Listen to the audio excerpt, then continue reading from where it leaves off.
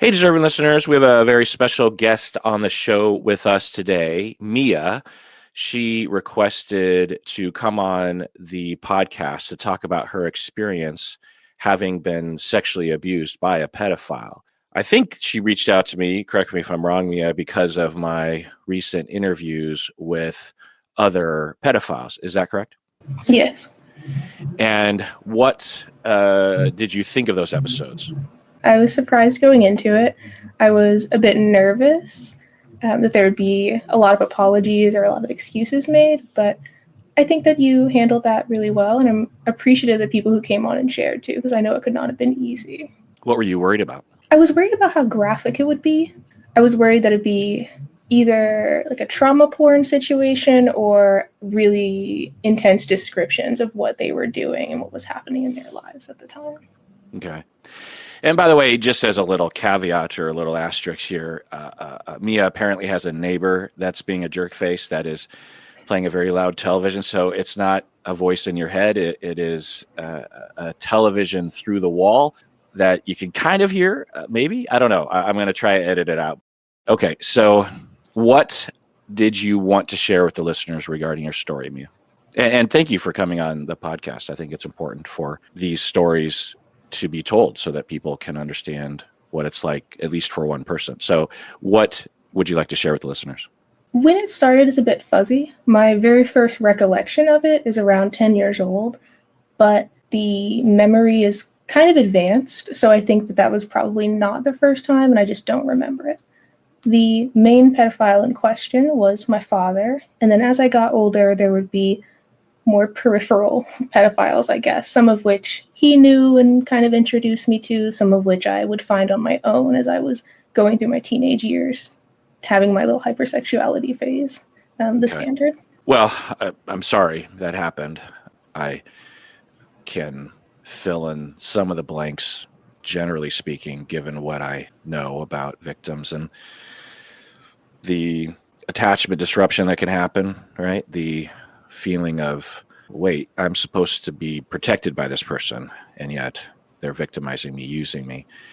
So when you were reaching out, you were saying that you wanted to share, you thought like there was an important set of experiences that should accompany the other episodes. So what would you like to share? I think one of the important things that's going to come up time and time again is race. So I am a light-skinned Black person, but still a Black person. Probably looked a little blacker as a child, but still obviously Black today. And as I was growing up, I would see these types of stories kind of play out in the media, like Bastard out of the Carolina type situations, but nobody really looked like me in them, or if they did, it kind of turned into a joke. So race will come up a lot in this story. Also class, which I think is kind of an obvious one, but there's such a difference between my class then and my class now that I think it's another big difference was, repetitive word. But so it started around the time I was 10. Prior to that, I wouldn't say that I had a happy childhood. In fact, I've always been a bit strange, a bit separate from other kids. Pretty recently, I was diagnosed with autism, so that probably makes a lot of sense looking back. But even aside from that, my mom and other people always said I was a sad child, just sad. And there wasn't necessarily abuse in the house at that time, regularly, but there was some. We kind of bounced around every southern state in existence, half because we're military, half because we're really poor, and then settled later on. And the abuse continued up until he was arrested when I was 15, and, kind of run-of-the-mill sexual abuse, if you will. But one thing that I'm not sure is present in a lot of other people's story, but is really important to mine, was how much of it is probably still available. My father made a lot of content, if you will, for the internet, starring me, and I didn't know at the time, but there were other girls like me who he would show me, and I almost felt like I was friends with them because we were going through at that time is probably the wrong word, but going through the same thing. they were older than me, but now in my adult life, I know that they couldn't have been more than like 16, 17 years old. And so we're on these forums and he's showing me these models, is the word we're going to use to describe them, as like an ideal for me to live up to. And I know that the photos and the videos he took of me are, if not on that forum, because I know they got taken down regularly, are out there somewhere. And I look very similar to how I did as a child. And that's why I don't exist on the internet, actually. I have no public-facing social media, and I won't. And that's a big part of it, because I don't want to have a situation where somebody could recognize me from that content. And it's really shaped the way I go about my life in general. So to clarify, your father was sexually abusing you, and as a part of that, he was taking photos and video of you and sharing that content on dark web forums, essentially, for other pedophiles, other offending pedophiles who were also sharing pictures and video of minors, maybe even their own children. Is that what I'm hearing? Pretty much, yeah. But because of the places that I lived in, so I was always very low income, always lived in the ghetto, really lived a little under the ghetto. I was raised in trailer parks, mostly mobile home parks, but we did have a very long stint in like an RV park. And that will come into play later because my mother was not part of the abuse, but because of the places that we lived, it was impossible for her not to know what was going on when your house is the entire square footage of somebody's living room. But because of where I lived and the people around me, I thought that this was normal and okay. And even as I got older and realized it was not okay, it was still a normal thing that happened in my neighborhood, in my community. And it didn't seem like something people would care about, because when I would see these big arrests being made on TV or these arrests being made in the news, the victims never, based on the family, the victims never looked like me. We were a different class. They were a different race. They were more palatable as victims, I would say. Whereas I, probably as a result of the situation, but maybe separately, was a pretty violent child. I was always in trouble for something. And I sound very different now because when I moved to where I currently live, I realized nobody was taking me seriously. But back then I had a Southern accent, a Southern Black accent, Southern Black poor accent, and it kind of leaked into everything. So I didn't really think that there was anybody that I could turn to get help. And there were so many peripheral experiences that I had in and out of the community. So there wasn't just the people online. There were people that we would maybe meet online and then I'd meet in person. My one particular instance that comes to mind is there was a pedophile we had met online somehow, and my dad took me to meet up with him at the library. And I remember this one in particular because when we got home and he had messaged me, he's like, I'm really disappointed that we didn't have more time together. So there was that. And then there was also the people that I would meet on my own who I didn't think were pedophiles and who I didn't realize probably fit that description until later. And one of the ones that comes to mind in this particular instance is there's a comic book store I really liked to go to with my friends when I was a younger teenager, probably around 13, 14. And in exchange for letting us hang out at the comic book store, the owner would always have me sitting on his lap so he could touch me, things like that. And it was very obviously underage, but probably around the time I was like 12 or 13, I started getting more and more people, men, coming on to me and talking about how I looked so much older. Like they were really surprised I wasn't 18, things like that. And it's pretty consistently around for my entire childhood, even after my father got arrested. I did end up telling somebody kind of unwillingly. Sorry, what were you going to say? Oh, I was just wondering if you felt like at the time or looking back that perpetrators considered you an easier target because they knew that society wouldn't listen to you. Probably. I think so. I wouldn't say that anybody ever explicitly said to me, nobody's going to believe you, but I knew that nobody was really going to believe me. And I would see this later on after the trial. But my dad, he's an older man, he's born in the 40s. He had polio when he was younger. And he's kind of a jovial Santa Claus looking guy. So imagine me, violent ghetto child, accusing my father. He's quiet, house husbandy guy who doesn't really work because he can't stand up for long periods of time because he has a polio limp, but he's kind of known for, chaperoning field trips, things like that, just being around. I knew that nobody was going to believe that. He wasn't like a pillar of the community or anything, but he was somebody that was known in the community as a jolly kind of guy. So they didn't have to say it to me explicitly. Yeah. Well, as a contrast, at that comic book store, let's say that a middle class white blonde girl was also hanging around. Would you? I mean, who knows? But would you imagine that the owner of the comic book store, that you were referring to earlier, was it the owner of the comic book store? Yeah, I was the owner.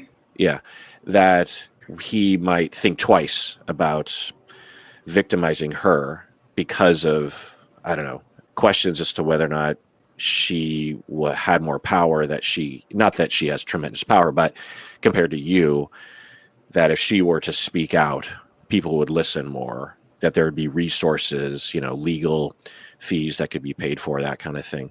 I don't know.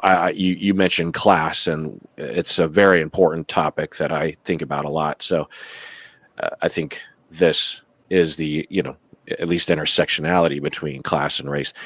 Do you think that was a possibility at the comic book store, hypothetically? I think so. Not entirely hypothetically. I did have a white friend who would go with me, and while he would make comments about her and her body, he never really touched her. And some of the comments directed at me were explicitly racial. Like, oh, of course you're like this. Like, all the little black girls are like this type situation. So even if he wasn't making the decision based on race, I think he might have been aware.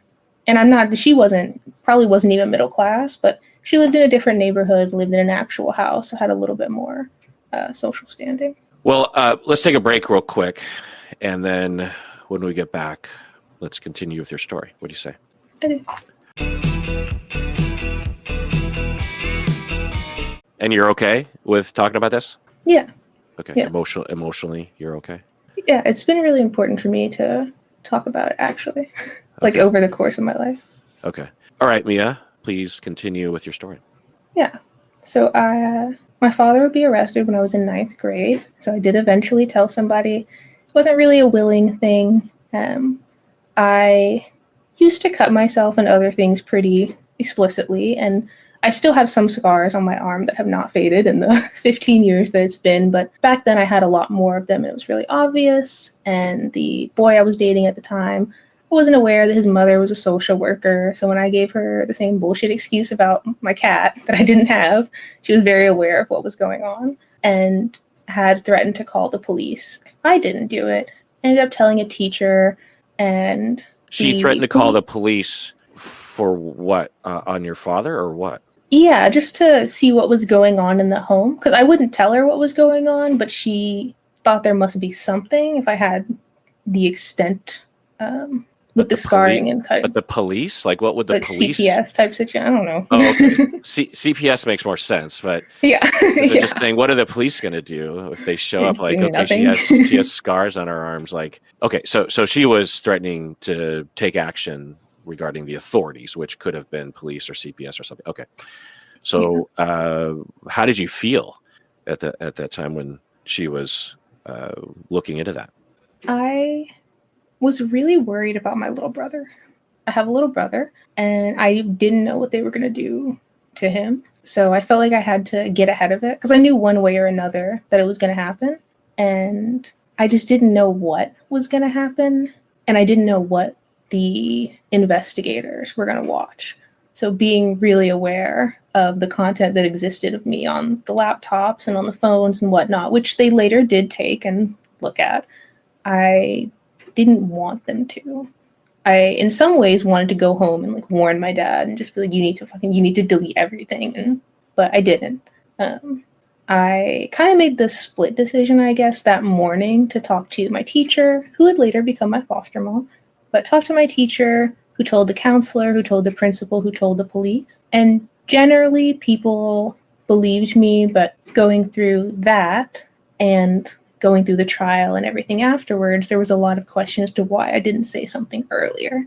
Because it had been going on for so long, and I was 15 when I said it, so I guess I knew right from wrong. And so there was a lot of question about whether I was lying because I took so long to say something. A couple of the police had asked me kind of point blank, like, why are you saying something now? Like, why didn't you say something a while ago? In a not, I'm an investigator trying to figure out what's going on way, just in a blatantly rude way. In an accusatory way, sounds like. Yeah. Like they weren't just asking out of curiosity, they were accusing you, saying, well, why didn't you say something earlier? Why didn't you? Yeah.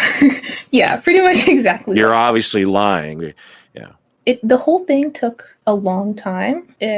It took pretty much all of the school day, because I know that they did arrest both of my parents initially, but it took so long that my dad had enough time to become suspicious when we didn't come home from school and he wasn't allowed to pick us up. So he went home and started trying to destroy evidence. It was kind of shocking. It was like, you guys needed 9 hours to figure all this out, but he didn't destroy enough evidence. And regardless of what the police thought, it was kind of open and shut at that whole situation. But as we went through the trial and as we went through everything else, consistently people would ask me that, including other family members. My dad had been married several times before my mother. And one of my older brothers asked me, like, why didn't you tell me anything? Like, why would you accuse me? Dude, come on. First of all, you don't live here. Second of all, I don't know you. What are you talking about? Third of all, who was going to believe me? You don't believe me right now. So why would I tell somebody? Same thing. Like, my mom would do that. And that was particularly hard for me because, first of all, I did. Second of all, what do you mean? Like, you knew. And that kind of reinforced everything. It's another trauma, sometimes even worse, or at least comparable, because it's one thing to be victimized by someone that is committing evil acts. It's another thing that when you finally tell people that so many people who aren't the person committing the evil acts don't believe you. Seemingly they're okay with it, or they want to push you back into it or something. Almost like they don't care if this is happening to you. And then, because prior to letting the cat out of the bag, you can have at least some fantasy, some idea, some hope that the entire world isn't like this. That maybe if they knew, they could care, but they don't know. So there's a question mark there. And to have that question answered in such a negative way, it can be, like I said, at least traumatic in this other way of I can't trust anybody. Maybe I am to blame. Maybe I am making this up. Maybe I am exaggerating. Maybe I did hallucinate all this. Maybe I am overreacting. Maybe I'm a bad person for destroying the family and sending people to prison or something. Yeah, it's did anybody believe you? My foster mom, she believed me, and my friends at the time. It was a very public situation. Everybody knew who my dad was. It was in the news, and they didn't use my name, but they used my father's entire name and his photo, and the cops came to the school, sirens on type situation, and then me and my brother were gone for a week because we were in children's shelter. Like, everybody knew what was happening. Some of them had to kind of come around, but I would say that my school, for the most part, they believed it. I think everybody probably did. It's just some people tried to use it as like a weapon against me at that time. Because at that point in time, I was really ashamed of everything that went on. And so trying to be like, oh, well, your dad did this. Luckily, at that time, I was also really into fighting. So that did not last long. I was able to take care of that situation pretty quickly. But I did internalize a lot of those things you said. And in some ways, it hurt more to have my mom know what was going on and not do anything, especially because she's a victim herself. And getting older, I understand how scared she was and how difficult it would have been for her to do something about it. She'd have a driver's license. She wasn't educated, can't take care of 2 kids on federal minimum wage. That being said, that's not my problem. You had a child. You're supposed to protect them. So that hurt me even more, especially when I think about how many experiences I had that made it so obvious what was going on.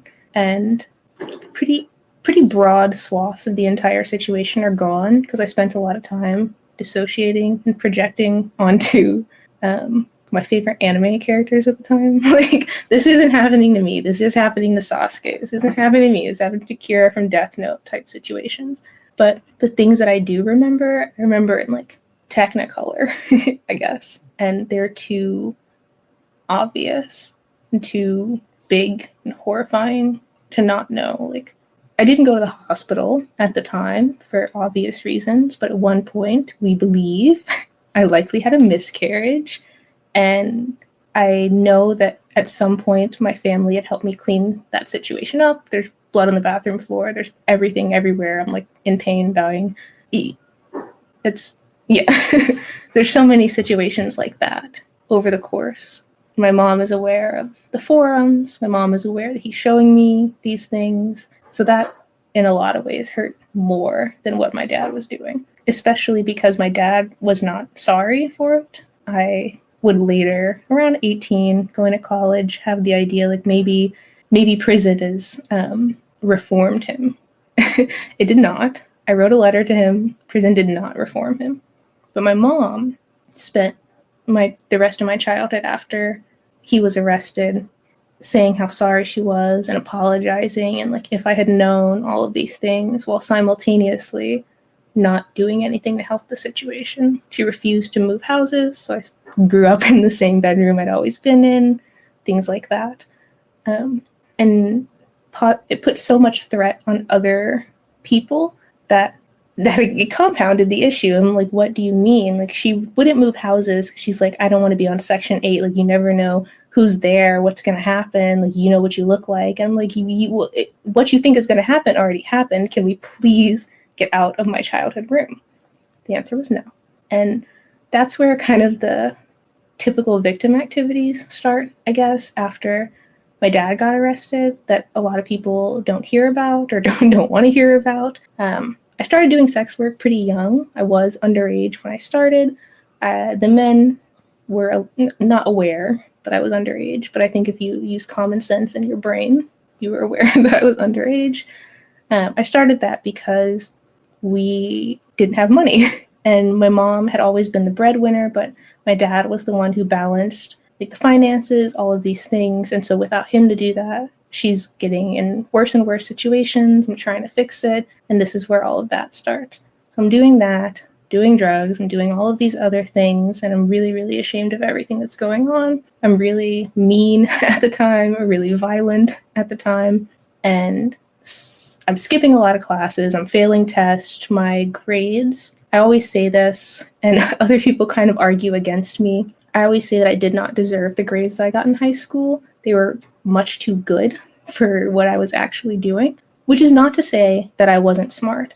I was smart. I am smart. I tested very well, but I should not have had a 4.0 when I'm skipping class all the time. I'm not doing anything. I'm getting thrown out of class for fighting. I'm not turning shit in. I'm very obviously cheating on math and off my boyfriend. But I think that a lot of people felt sorry for me given the situation at the time. And so they were willing to excuse a lot more, including a lot more things that other people in my school were doing at that time. So, were you in therapy at the time?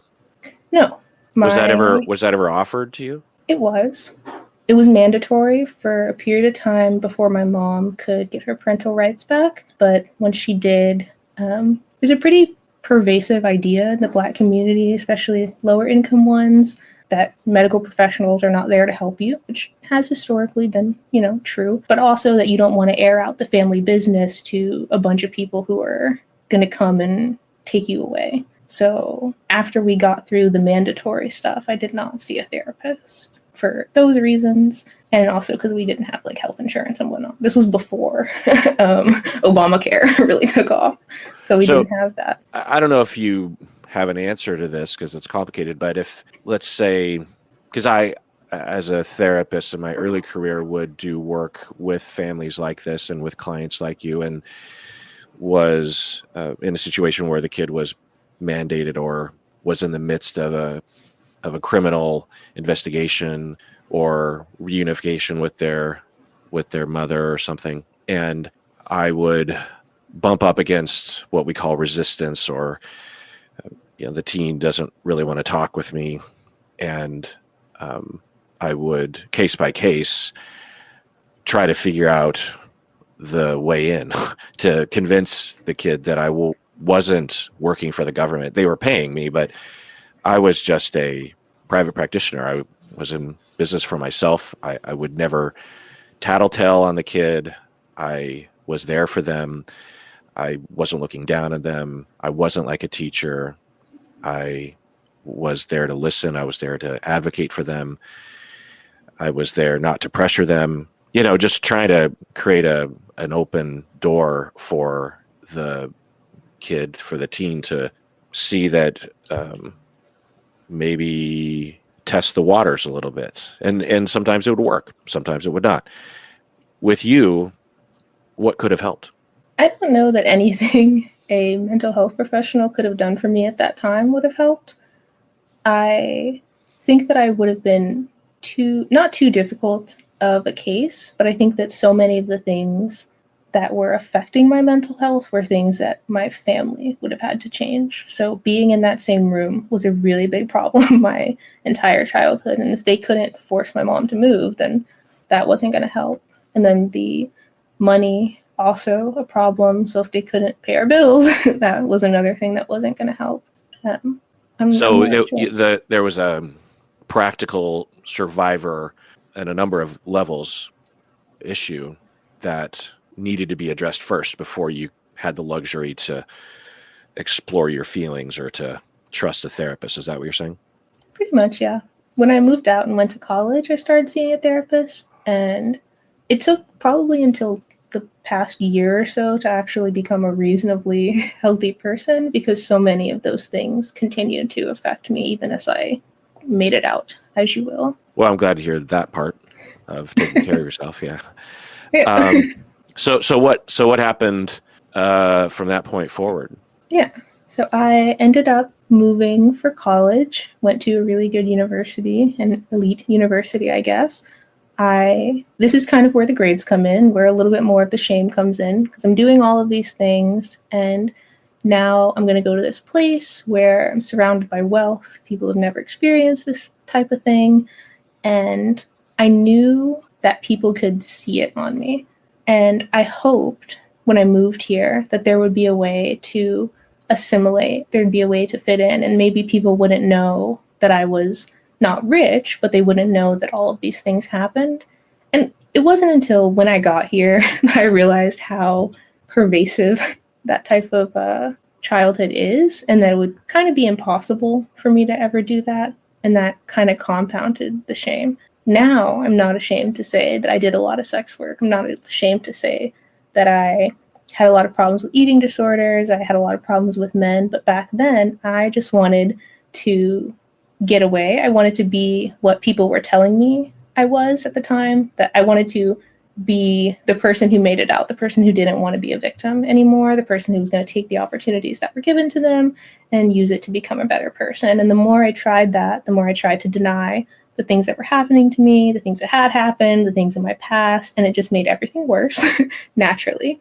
Eventually, I was able to get over the shame, but once I did that, I started having to put more work into therapy, and I'm still in college at the time, and because of where I came from, I did not get a good education, and the education that I received was not one that I was present in. So I'm smart, but I'm smart enough to get a good grade, to get a good score on the ACT, not smart enough to just go in and pass chemistry, and just offer it. So I end up on academic probation, and that's another thing that adds to the shame. And that's difficult too, because I can't go home. I don't have a home to return to. And so I don't know what to do. It just spirals out of control for a little while. Eventually, I think around my junior-ish year, I started talking a little bit more publicly about these things. I did that because I would later take a class on the literature of psychosis. I developed psychosis while I was at college. I'd always had some hallucinations.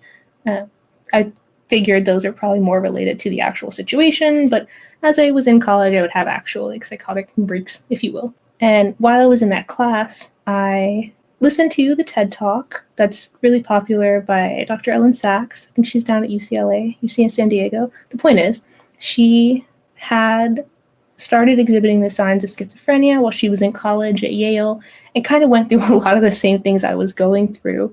And her talking so publicly about it made it so important for me to talk about it publicly, because it helped me so much. It was like, I know that talking about these things will always limit the opportunities that I'll have later. I know that making the decision to not be ashamed of that and to let it show in my person will limit the opportunities that I have later, but this isn't working for me, right? Like, I work in research now, so I'm pretty lucky. I get away with having like all my piercings. I have visible tattoos and things like that, but I am going to graduate school here pretty soon for counseling, and I'm going to do the same thing. It's going to limit my opportunities because I'm not going to change my aesthetic. I'm not going to change the way that I speak. I mean, I will curse less because I'm at work, which I don't do now, but it's important to me to feel like my body belongs to me as opposed to my family or as opposed to what other people want from me. So what was the turning point? I mean, how do you pull out of the nosedive? Because so many people in your shoes will have a different outcome, not because they're weak, but that point in college when things start to fall apart and unravel, they will become demoralized, which is normal and expected. Maybe even they're in therapy a little bit, but it takes a long time. It takes a long time to heal, to self-aware, to begin to even know who you are, independent of trying to survive, right? And drug addiction will become unmanageable, isolation, poverty, maybe you already have a couple kids, the fathers aren't around, and you're, again, just trying to survive. And maybe you get mixed up with a guy that's into things that aren't so great, but he's nicer than the last guy, and he leads you into some areas that you don't want to be in. There's a lot of different stories like this. But for the listeners, what's your narrative about how you took the other path? I think a fair amount of it can be attributed to luck. I was very lucky to be at the university that I was in. The university is associated with one of the best healthcare systems in the country. I had healthcare through them, so I had access to the best healthcare systems in the country. And also around the time that I heard Ellen Sachs talk, I almost died. I'd always had a really bad eating disorder, and it kind of shifted from like anorexia when I was a kid to more bulimia, because as I was going through college, working in labs, I realized like, you cannot be cutting yourself like on your arms all the time. This is really visible. So my solution to that was to be bulimic as a form of self-harm. Did that, wound up in the hospital several times. And there was a point where I just wasn't allowed to stand up and walk because I could not maintain my heart rate. It was, I just passing out all the time, and everything is low, and my everything is out of whack completely. I'm like, this is getting a bit ridiculous. I was also lucky to have a good partner at the time. And around that time, all of that came together, and we eventually were able to get through my skull. Like, you need to just not care. You need to not care what other people are going to think. And really, you need to not care what you're going to think about what you're doing. Like, you need to just do this and figure it out. I was able to eventually, and not caring helped me a lot. So not caring about the external and internal shaming of acknowledging, even in your own mind, but even outwardly, this is what's happening, and this is what has happened to me. That was your first step? Yeah. And as part of not caring that the decisions that I make might cost me opportunities, right? Like, if I continue to go down this path and keep getting more tattoos, keep getting more piercings, I will come to a point where it's going to make me harder to be employable. I have to just not care. This is my body. And I'd always been out as queer, but I thought I was bi. And for a long time, I struggled with whether I was a lesbian or not, because it was like, do you not like men because of what went on in your childhood, or do you not like men because you're a lesbian? And the difference really mattered to me. But once I came to the it doesn't matter situation, like, I don't care. I need to just move on. And if that changes later, whatever. Once I was able to just not care about those types of things, it helped a lot more. Was that also self-acceptance, self-compassion? I think so. Yeah. Because looked at one way, the opposite of shame and caring, you're saying caring. The word I'm having is shame, of worrying about other people shaming you, and also shaming yourself into silence, into isolation, into blaming yourself, you're saying, no, I'm not going to do that. And by extension, I don't think I'm to blame. I'm not only, Yeah.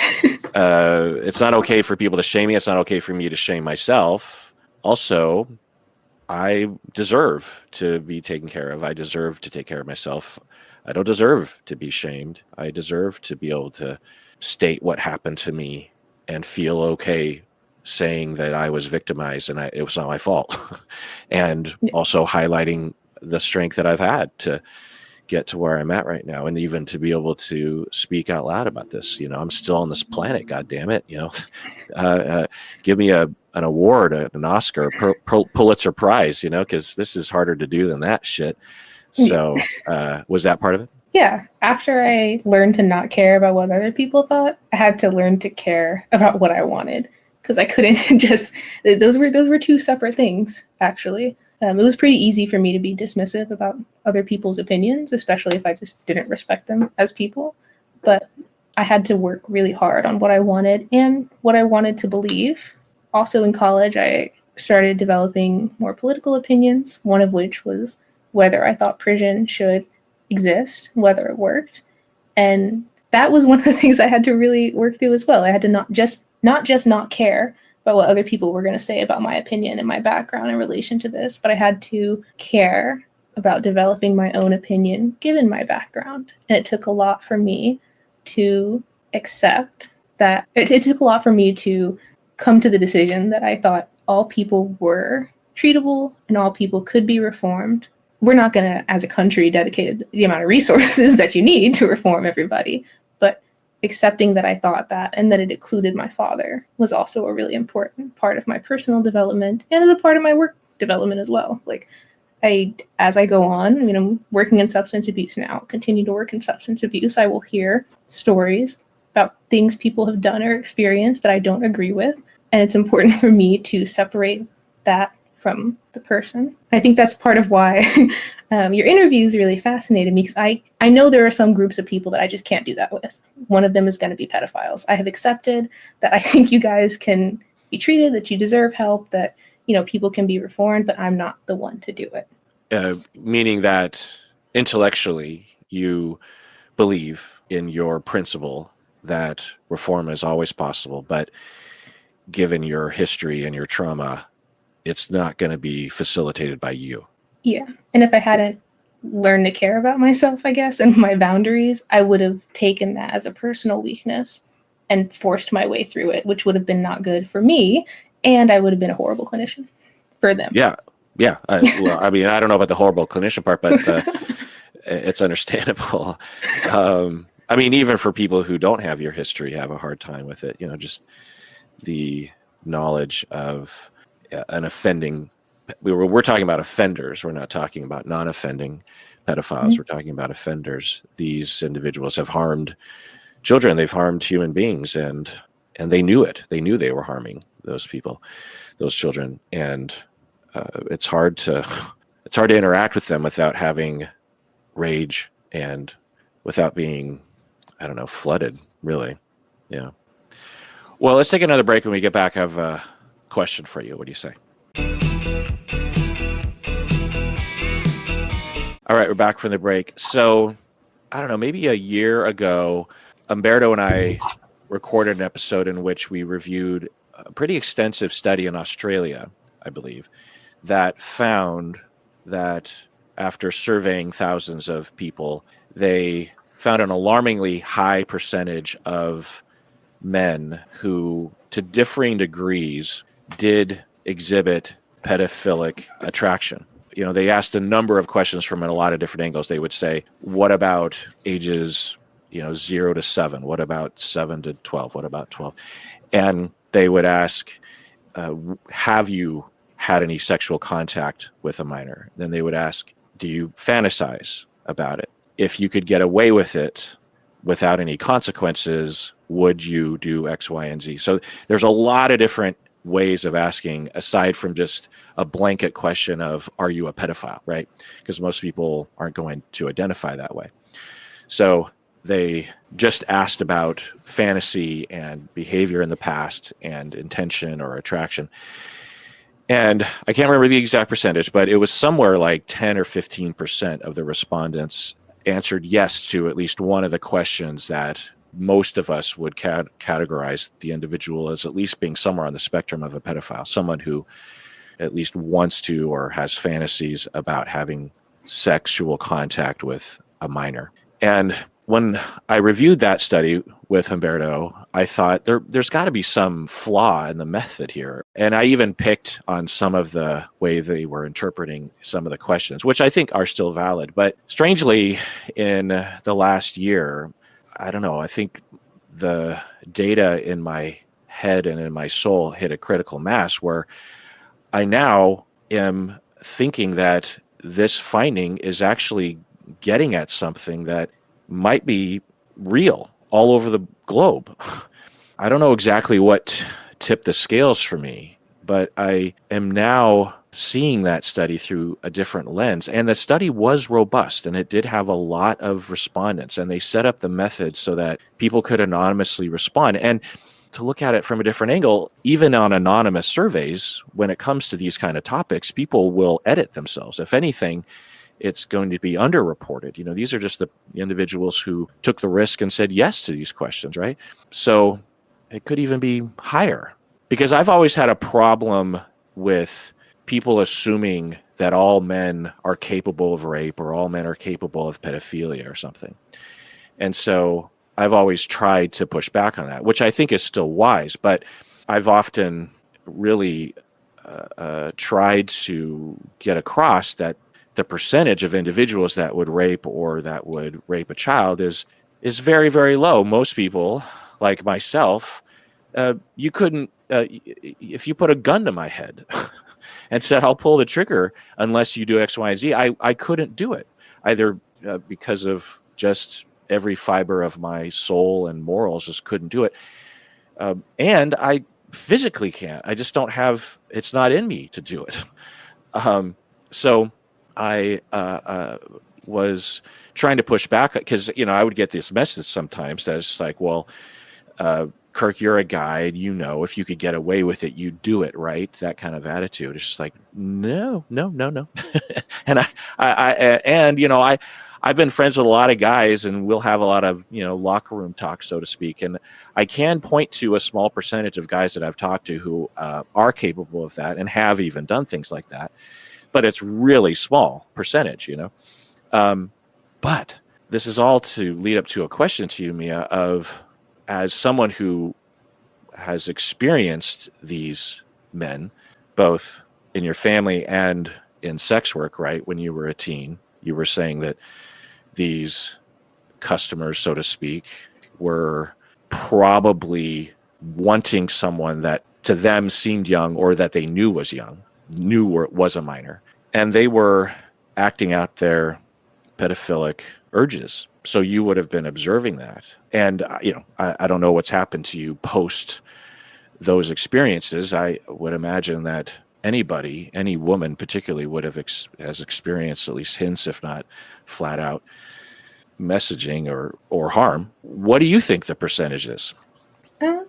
I would be really interested on where they cut off the age range. Like, did they stop right at 18 or did they stop a little lower? So they asked various different categories, but the general figures were for anyone younger than 18. Yeah. But there were some angles where some of the respondents would answer yes to, middle school kids or primary school kids or high school kids. But the chunk, it involved that entire age range. Yeah.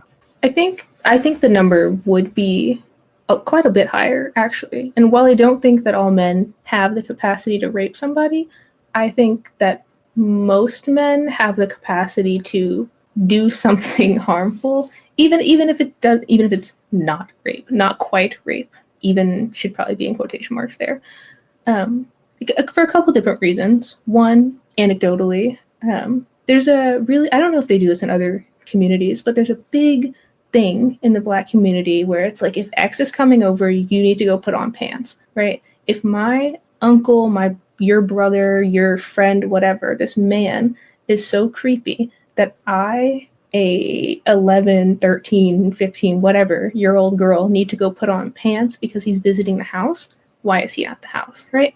And so maybe he wouldn't rape somebody, but whatever he's done, be it staring at my assets really openly, making comments, whatever, is enough that other people are noticing that I need to go put on clothes, which, whatever, that I need to go put on clothes is something that's concerning. So I'd be interested in the behaviors they're asking about as well, because so many things that aren't sex or aren't rape are so widely accepted. That whole concept of jailbait as a term that was really popular when I was a kid, or now is a barely legal porn category. Like, I think that a lot of men will use age of consent, which is, if there's one thing I could drill into men's heads, it's the concept of age of consent and why it doesn't mean that you, as a 30-year-old man, can be speaking to a 16-year-old girl.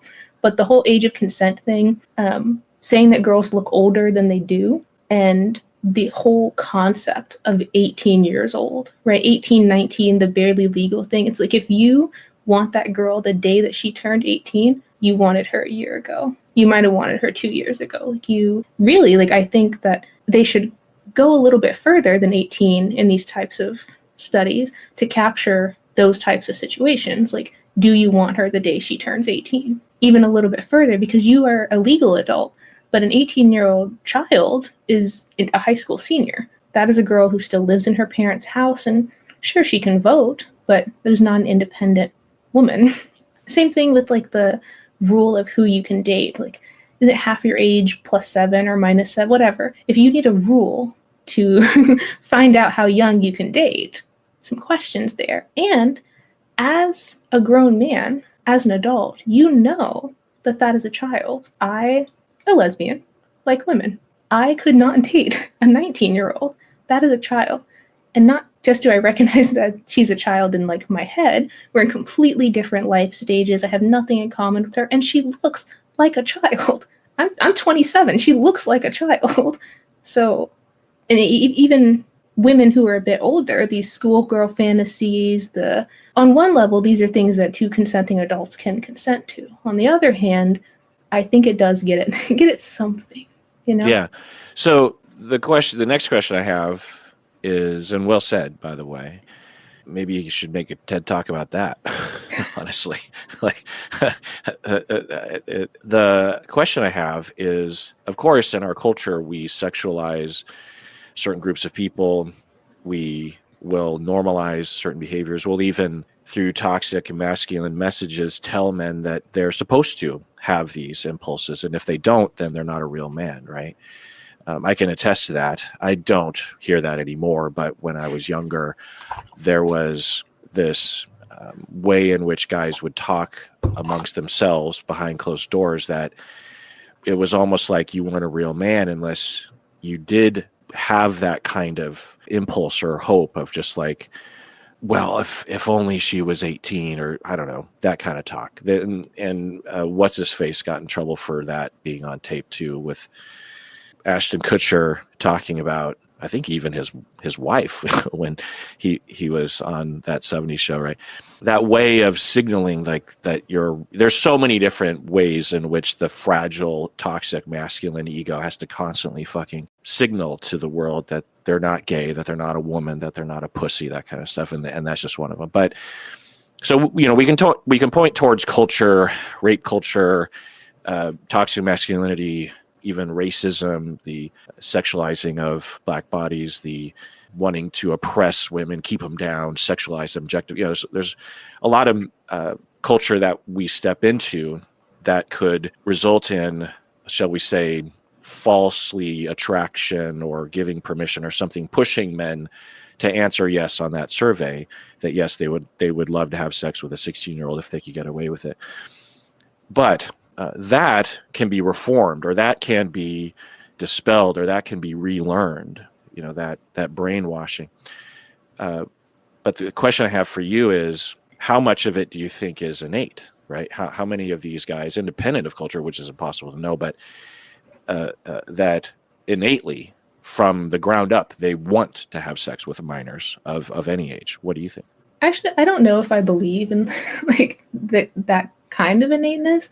I think that these things can start really, really young, depending on the environment you're brought up in. But I don't think that you're kind of born wanting to rape somebody. I think that that's something you learn. Just like racism, just like homophobia, all of these things. Like, sure, you can see a 5-year-old grabbing ass and being applauded for it, but that was not something that the child came out of the womb ready to do in that manner, you know?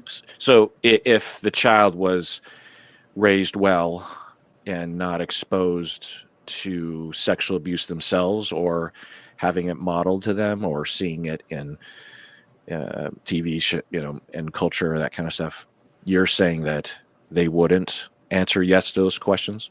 I think so. But I think that it's kind of impossible to imagine a world like that, because it's not possible to go through even there was an episode that you did with, I don't remember his name, but this one I stopped about halfway through the discussion about whether like fictional characters like drawing what amounts to child porn in like hentai form is harmful.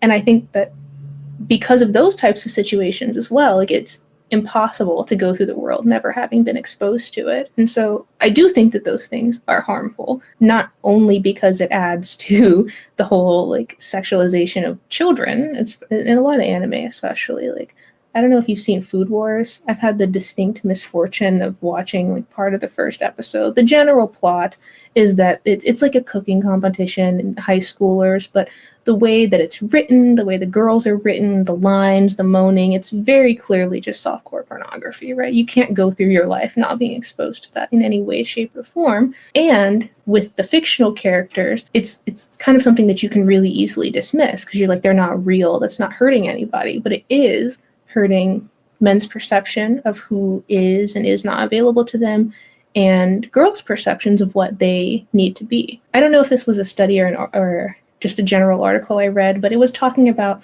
the way that girls now are learning about sex in a much more violent way. A lot more parents are having to talk to their children about choking and things like that when they're giving the talk, because of how prevalent it is in media, in porn that people are being shown or seeing because it's freely available, just in general. Yeah, interesting. Yeah, that's interesting. I don't know if I've really drilled down on this question, and it's interesting to hear your perspective. Yeah, I don't know if that food, what's it called? Food Wars? Food Wars? Yeah, where's the first watch the first episode. It's it's so hard to get through. Is it Japanese? It's a regular anime. Yeah, it's Japanese. Yeah, as a Japanese American, I can tell you that Japanese culture and anime is fucked. It's sick. There's so many elements.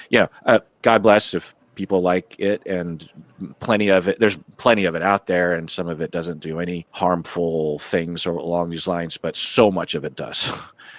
I mean, you can have an obvious anime cartoon show that's obviously for children, and they will have the girl character bending over in a skirt, and you're just like, what? And it's so it's so normalized in Japan because of their particular version of objectification and purity. I don't even know how. I'm sure scholars have much better words for it, but this way of seeing girls as more available because they're more pure, because they're virginal or something. I don't know. And if they ever have a strong older woman who by older I mean she could be like 25, she always has to be portrayed as almost like a man, because if she's not a innocent victim, just waiting to be victimized as a child, giggly, hee, and I don't know, if she's not that,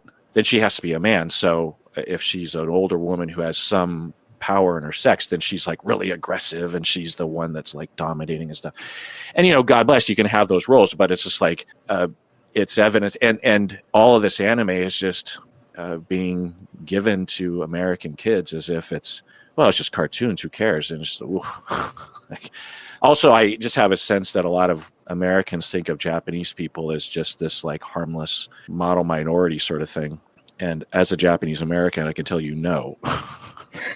Japan is just like any other culture, any other society. They have some horrible aspects of their society: racism, sexism, all the isms. They're there.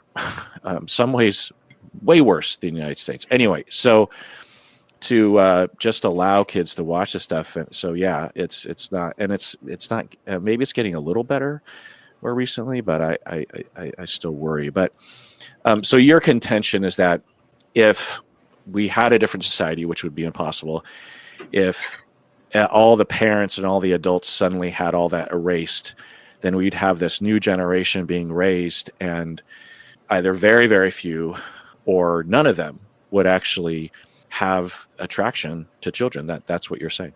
I think so. If you took away the sexualization and, like you mentioned earlier, the purity, and this I actually saw very recently, there's a strange obsession with the supposed purity and innocence of Japanese women in particular, but I've seen this cropping up a lot more online, especially with the rise of like incels and the strange white nationalist internet culture that's going on, the idea of women as sexual objects, not just as whores who are available to them at any time, but as people who are virginal, pure. There's this concept of a woman who's young and doesn't even talk to men, doesn't know anything about sex, never thought about it before they met this man. Like, what you want as a child. So like it's almost impossible for women to exist outside of those two roles, and both of those roles are encouraging this type of behavior. And what we're not agreeing with by not saying it, but let's say it that we don't agree with it, that what they will say is that we evolved to want to have sex with children because of this just so story that these people make up, that, well, as soon as you're post-pubescent, then that is the prime time for that girl to be impregnated, right? And they will say that's why it's natural to be attracted to a 13-year-old or a 12-year-old. And therefore I'm normal and it's okay. And we have this weird society that has age of consent, and we live in a politically correct time that restrains natural humanity or something like that.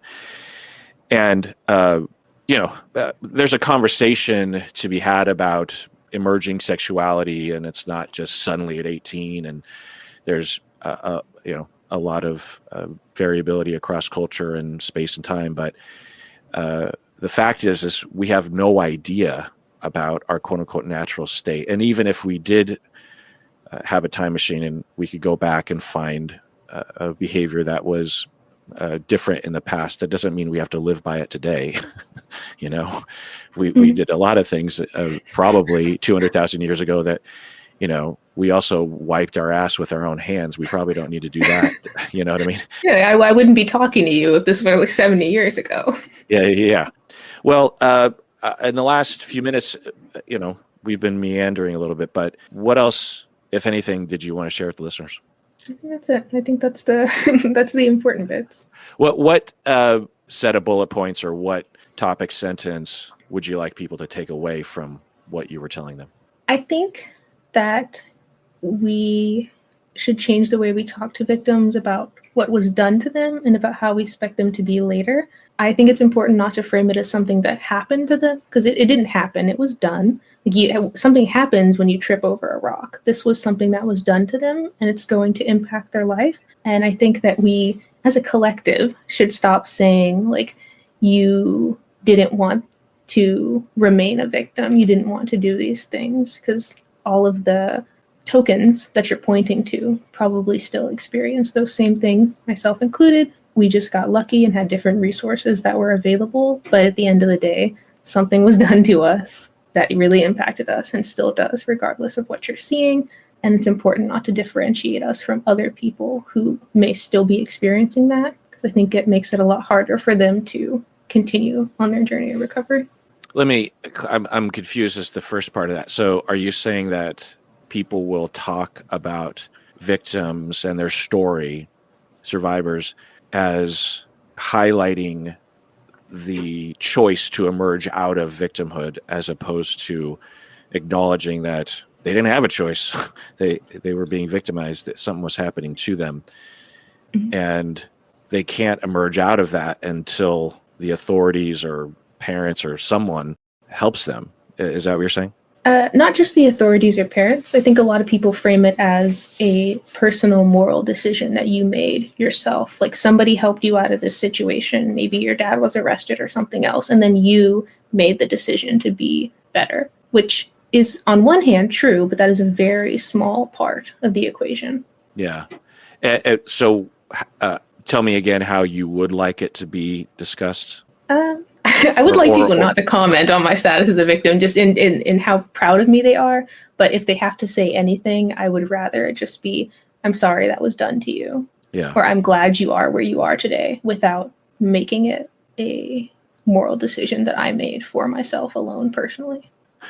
This is interesting. So are you saying that you would like to be considered just a baseline good person, and you're good, you would have been good at, as a person, a worthy human being either way, something that was done to you, you're a worthy human being, or something wasn't done to you in your history and you're still a worthy human being. And so, because the way people talk about it, it's like you were not a worthy human being. They don't say this explicitly, but they're talking about your past and being victimized. And they're like, good for you that you emerged out of worthlessness into worthiness. You made a choice, or you survived, or you worked hard, or someone helped you, and you were this broken, worthless person. And good for you that you're not broken and worthless. What a wonderful thing that you're not broken. Is that what you're saying? Yeah, no, essentially. And it feels very much like they're saying if I hadn't made it to where I am today, that they would not be proud of me, or that it would be an issue. And so it discounts so many people who maybe aren't where I am today, but have not had the same opportunity. I would also like it if people would stop discounting the amount of luck and privilege that I have come to receive, and how much my change in environment and educational and financial circumstance has impacted my ability to move on. But that's a separate issue, so I'll settle for this one thing first. Mm-hmm. Yeah. And indirectly, the privilege of luck, right, that other people don't always have. Sometimes it has to do with privilege, right? Having gone to a good college that had healthcare, you were pointing that out, or just the privilege of just being lucky, right? Meeting the right professor, or the social worker parent who decided to take notice and press the issue, right? The fact that you wore a tank top that day or something, like there's some luck there. The fact that this boy invited you over to his house, or whatever it was, there's luck, and you're advocating for people who haven't had that luck and might still be in this cycle of difficulty, and they're not broken or worthless. They've had something done to them that has nothing to do with them, has everything to do with the perpetrators. They're still worthy, good, whole people. Yeah, and how they reacted may have been different depending on their environment. You mentioned earlier you didn't know what had happened since I went to college. I have been raped since I went to college several times. I was able to react so differently because I had a stable, clean place to live in. I always had food available to me. I had access to therapists. I had access to doctors. I had all of these things that I didn't have. And so these impacted me, but I was able to get help for them so much easier, and they would not weigh on me the same way that my father did, even though arguably they were more violent situations. Well, Mia, thanks for coming on the podcast. When we were first recording, I asked you if you wanted me to include some way of contacting you, and you said no. I'm uncontactable on purpose. On purpose. Yes. You're okay with telling your story, and you are accepting of the potential risks thereof, but you just want to share with the listeners and have that be that. Yeah. Maybe I could say, if people wanted to try, they could email us through the website Psychology in Seattle, and then I will forward any email to you, and then you can decide whether or not you do anything with it. Yeah, I'll look at the video once it comes out. I told my friends and my coworkers I was going to send it to them. So if there are comments, I'll see them. I'm not Okay. going to respond, but I'll see them. Okay. Okay. Yeah. The video on YouTube will just be audio only, as we discussed. And if people want to comment below with the possibility of it reaching you, then that's another way of contacting Mia. Well, Mia, thanks for coming on the podcast. And everyone out there, please take care of yourself. Why should people take care of themselves, Mia? Because it's good for you.